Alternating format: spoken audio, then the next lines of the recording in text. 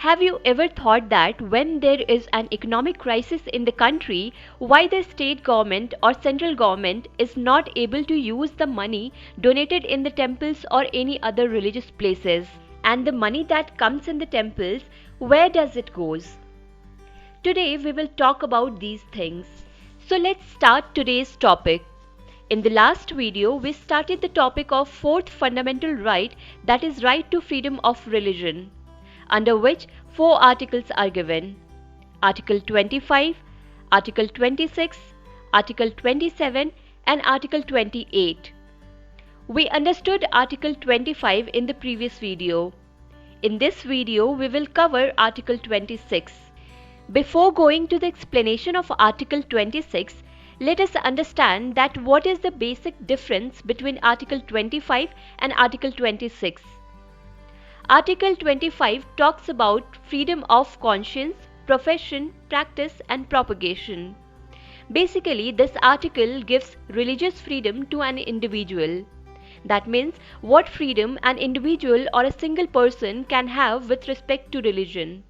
Whereas Article 26 talks about freedom to manage religious affairs. When it comes to religious affairs or religious matters, we don't talk about an individual.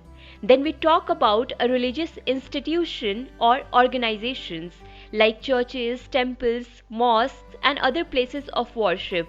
So it only means to say that Article 25 talks about religious freedom of an individual and Article 26 talks about religious freedom of an institution or organization.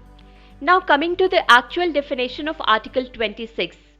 Article 26 says that subject to public order, morality and health, every religious denomination or any section thereof shall have the right to establish and maintain institutions for religious and charitable purposes, to manage its own affairs in matters of religion, to own and acquire movable and immovable property, and to administer such property in accordance with law. What I said is as it is written in the Constitution. Now let's understand it one by one. Let's come to this statement first. There are two important points in this statement. First, subject to public order, morality and health, and second, religious denominations. Subject to public order, morality and health means there should not be any hindrance or problem in daily life of people. Nothing should hurt the value, moral or principle of the people, and nothing should affect their health. As an example, we can talk about what happened recently during COVID. As we know, every religious institution has the right to decide on matter related to their religion. But when it comes to the health of the public, these religious institutions did not have the right to take decision on any matter. Like there was ban on gathering of crowds in temples, mosques, churches during COVID, because it was about the health of the people.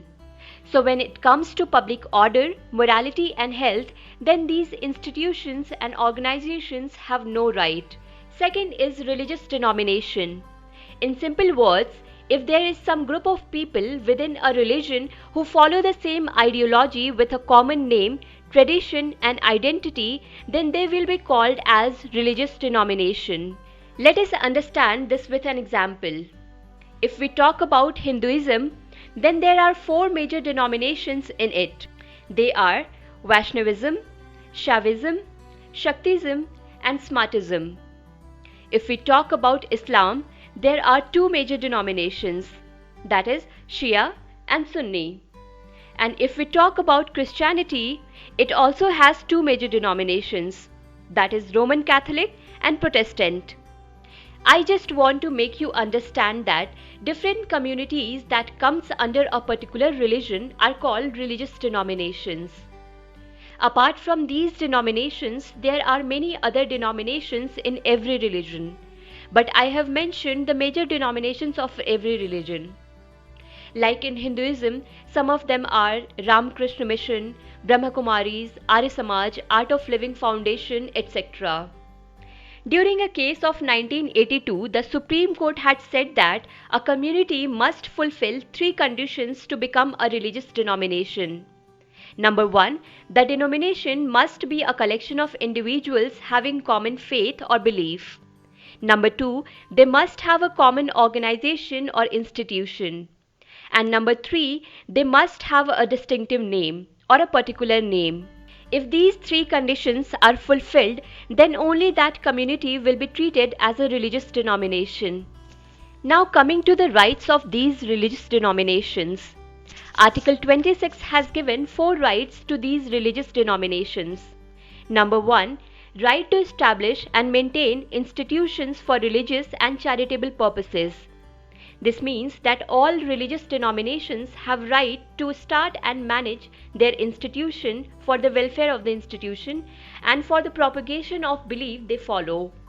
Second right is to manage its own affairs in matters of religion. This means that every religious denomination have right to manage affairs related to its religion and its community. State will not interfere in these matters. Third right is to own and acquire movable and immovable property. Movable property such as vehicle or some valuable associated with temples, mosques, churches, etc., which can be carried from one place to another. And immovable property such as piece of land or a building, etc. And the last right is to administer such property in accordance with law.